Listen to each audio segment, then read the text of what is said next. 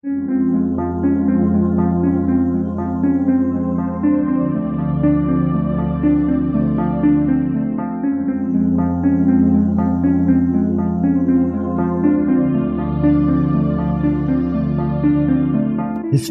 tells the story of the world and of our lives.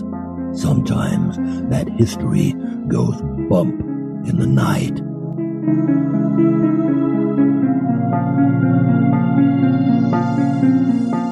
Broadcasting from the center of oddity and the supernatural in Central Florida, it's the History Goes Bump podcast.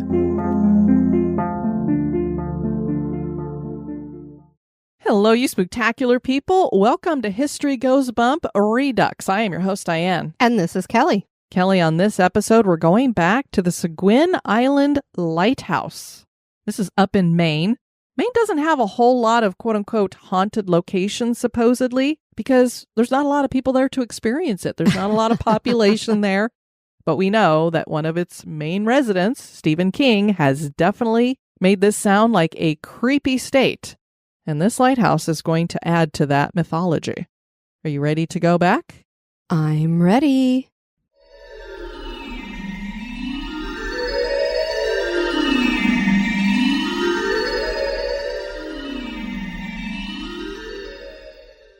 Seguin Island is an island off of Maine that has been part of maritime history long before the American colonies were founded. The island can only be reached by boat and is home to Maine's tallest and second oldest lighthouse, Seguin Island Lighthouse. This lighthouse is known by its more common name, Seguin Light, and not only dates back to the birth of America, but it carries a rich history that includes a gruesome tale. What has happened at this lighthouse seems to live on, not only through stories, but through spirits as well. The light is always on at this lighthouse. Come with us as we climb the spiral staircase of legend into the afterlife.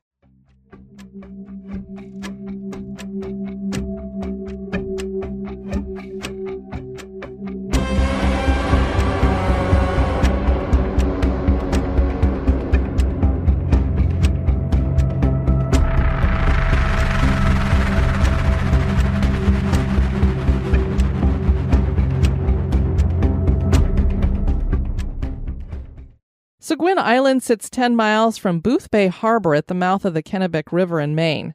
The first English colony was established a few miles further down the Kennebec River in Pompum in 1607. The colonists left after only a year because of hardships and returned to Europe. I mean, they chose Maine. That has got to be a hard place to colonize. One would imagine Cold, with the weather. Snowy. Just looking at the polar vortex that everybody gets hit with in the winter, it's enough to be like, no thank you. There is much debate as to how Seguin actually obtained its name. Most historians believe it's derived from both French and Native American, much like the name of Chicago. The Native American term was Suctquin, meaning where the sea vomits, because the ocean roils and pounds in this area. Wow, okay. I guess it's kind of a forceful movement, so you can see. Originally, Seguin Island was part of the Commonwealth of Massachusetts, and it was the Commonwealth that gave the United States 10 acres of the island that later grew to include the entire island after Seguin Light was commissioned. President George Washington commissioned Seguin Light in 1795. The original structure that served as the lighthouse no longer exists. It was constructed from wood and rose to 50 feet. Oil lamps and crude reflectors served as the first lights. You could just see guys standing up there with mirrors going, Yeah. Am I hitting the moonlight? And if it's a new moon night, we're screwed. Obviously, wood was a bad idea, and a new structure was built in 1819 out of stone. A fog bell was added in 1837. This lighthouse deteriorated as well. The current lighthouse was built in 1857. The tower was made from granite blocks that were painted white, and the height of the tower makes Seguin Light the tallest lighthouse in Maine at 53 feet. That doesn't seem very tall. No, especially for those of us that are down here on the lower eastern coast. And Right. We've got all of the lighthouses up through. We're going to go see some of them, hopefully this summer, over on the Outer Banks. And Indeed. of course, we have our St. Augustine Lighthouse, much, much taller. And the keeper's house was built of brick. The first order Fresnel lens was installed at that same time. This type of lens is extremely rare. Fresnel lenses are beautiful masterpieces that were developed by French physicist Augustin Jean Fresnel. The lenses have large apertures and short focal lengths, enabling them to capture more light from a light source and send it across a greater distance, up to 20 miles away. The lens has 282 individual glass prisms. Seguin Light has the only first-order Fresnel lenses still in use in the state. The lighthouse is currently lit by a 1,000-watt electric bulb that is powered by a 17,000-foot underwater cable. Who had to dig that trench and put No that kidding. in there? But originally, a kerosene-powered incandescent oil vapor lamp lit the lens. Lighthouse keepers were needed to not only keep the lenses maintained, but to keep the oil lamps burning. The lamps burned through 2 gallons of oil an hour. And we've discussed this with other lighthouse shows. They had to carry that up those stairs, so they're probably glad it was only 53 feet up. I was just thinking that same thought. The first keeper was Major John Polaretsky, and he established gardening on the island. He was described as genial and quote-unquote Frenchy. I don't know what that means. Clearly he must have been, I don't know, his name sounds Polish to me, but he made $150 a year. He served for 5 years. Major Polaretsky's keeper assistant was his wife's brother, Christopher Pushard. Pushard had a lady friend back on the mainland, and although making a trip from the lighthouse to shore in a small boat was treacherous, he would do it often. This caused people to say that Pushard was harebrained and slightly unruly. The major would protest the trips every time Pushard went to leave, and he never succeeded in keeping him from his love. So he decided to destroy the small boat. Heaven forbid if they had an emergency. I mean, good grief. Pushard wasn't deterred.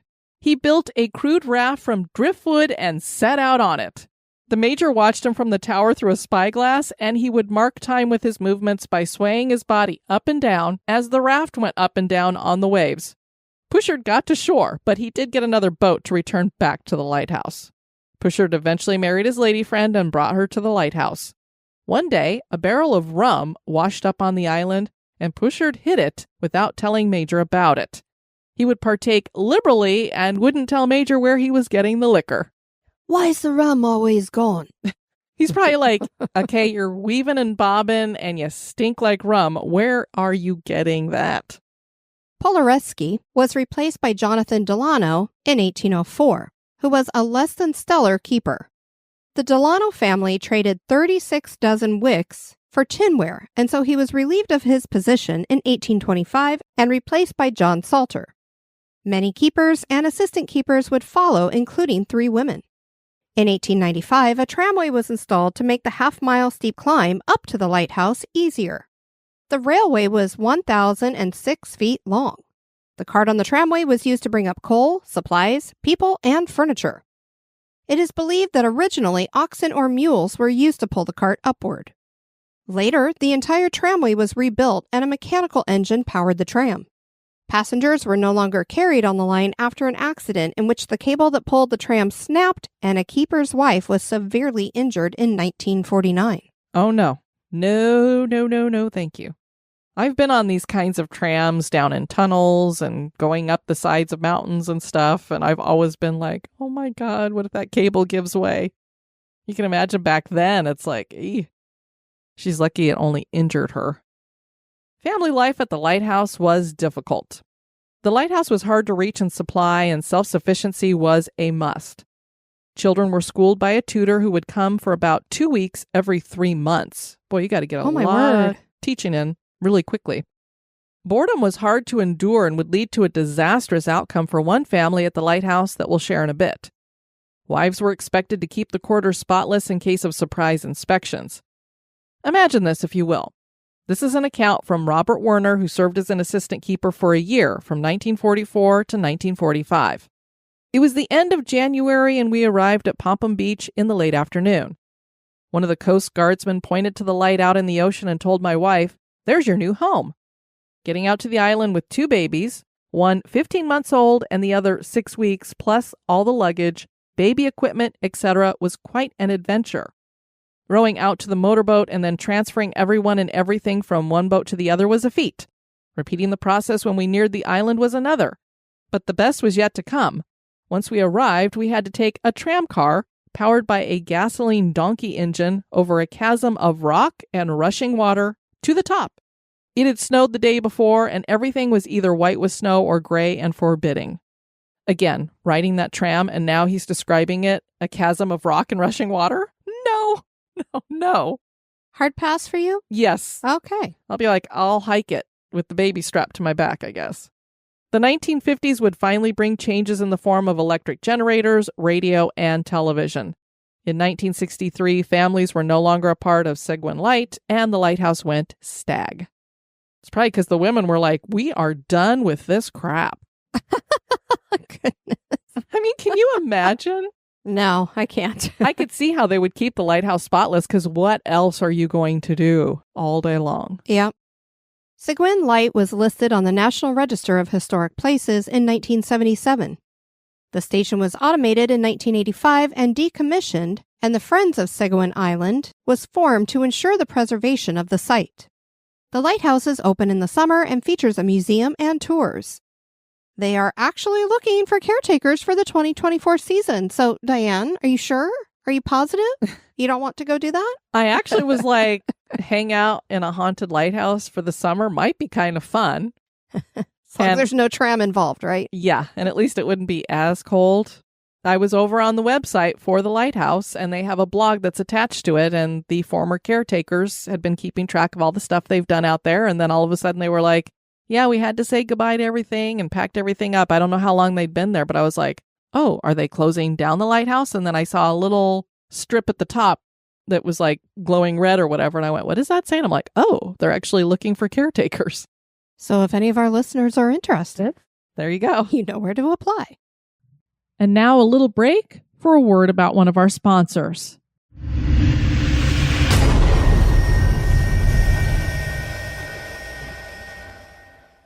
The lighthouse may not be open for business in the winter, but that does not mean that no activity is taking place at the location.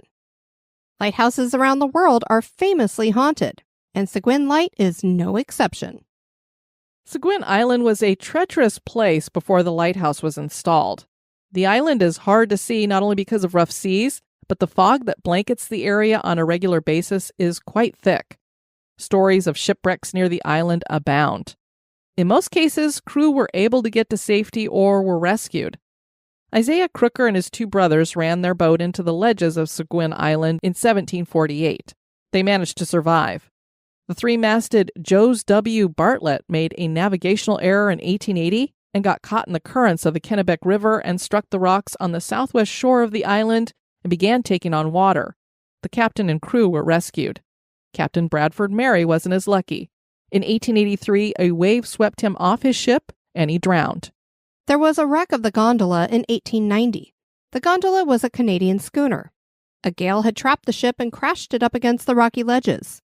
The crew left the ship in a small boat, and despite their best efforts to reach the island, they were swept out to sea. Fortunately, they were found and saved by another vessel. The captain, Perez Martin, had stayed with the ship, and witnesses watched helplessly as he clung to the hull of his destroyed ship.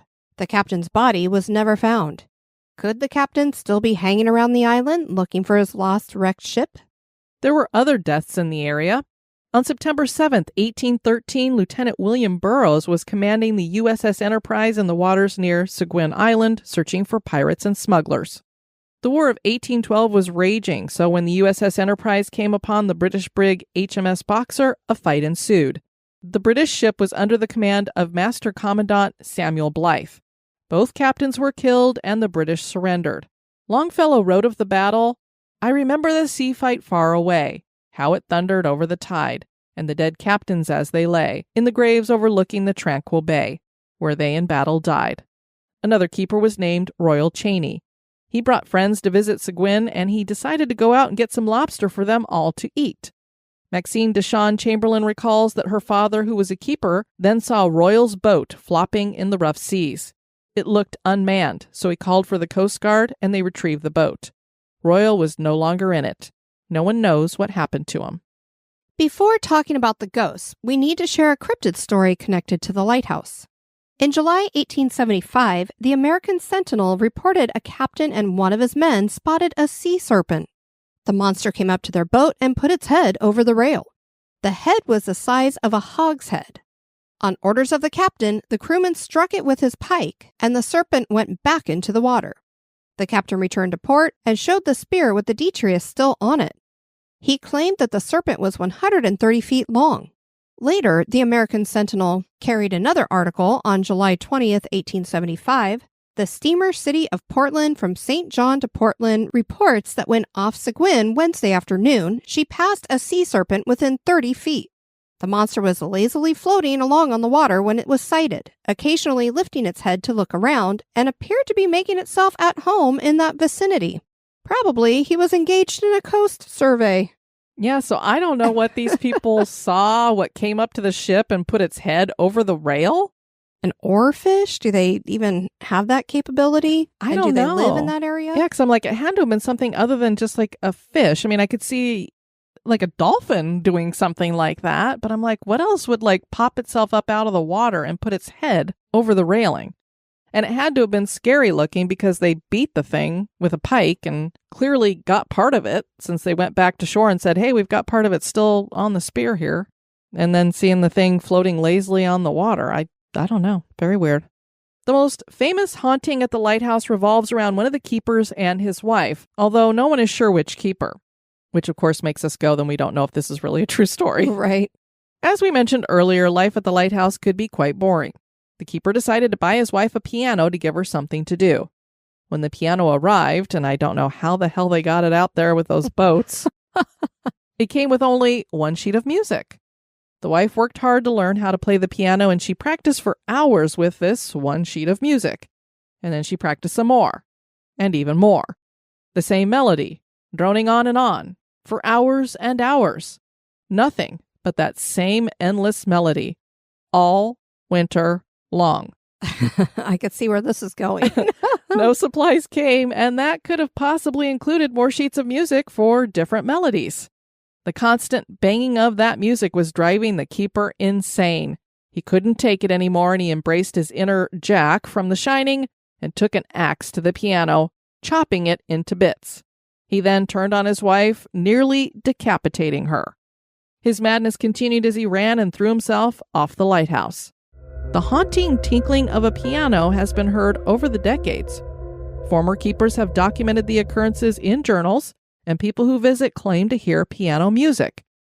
The keeper's apparition has been seen many times as though he were continuing to fulfill his duties as keeper at the lighthouse. So I don't know what the true story is, but they're definitely hearing piano. There's apparently not a piano there. And so the interesting thing that you ask yourself is, did they come up with the story because they kept hearing a piano playing and there wasn't one, so the legend developed around it? Or was this something that actually did happen and they're just hearing the sounds that coincide with the story? Right. It's kind of like the chicken and the egg, which came first. But I could see that might drive me crazy, especially let's say it was like Twinkle, Twinkle, Little Star. Imagine hearing that every day over and over and over again for months. Yeah, I'll pass on that too.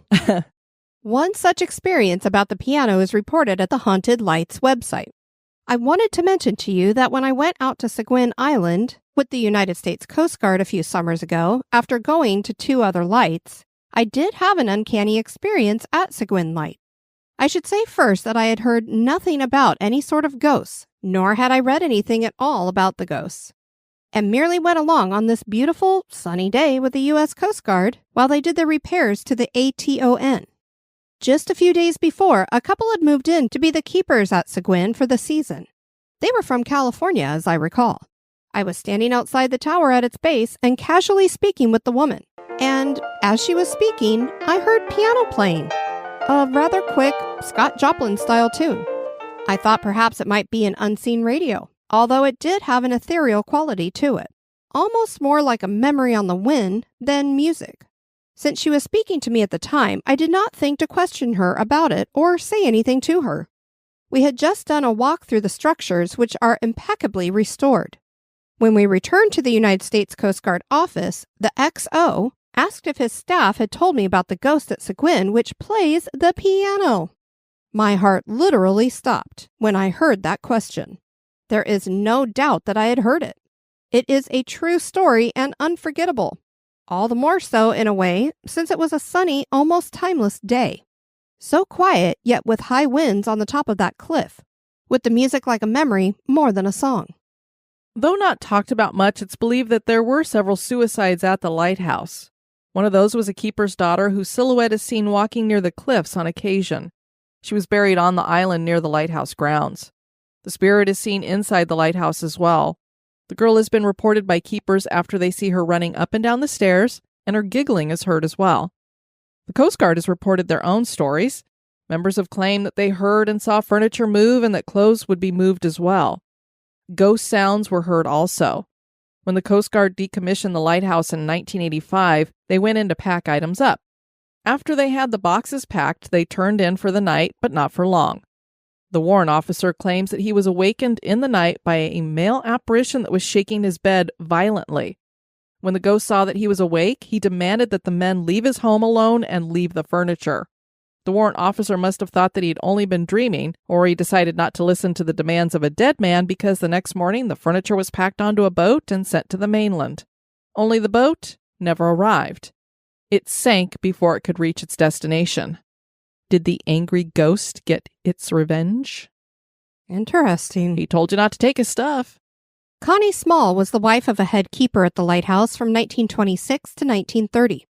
In an interview, she said that they had been warned that there were several ghosts at the lighthouse. She said she knew a woman who had lived at the lighthouse and needed to be put in an asylum after her stay.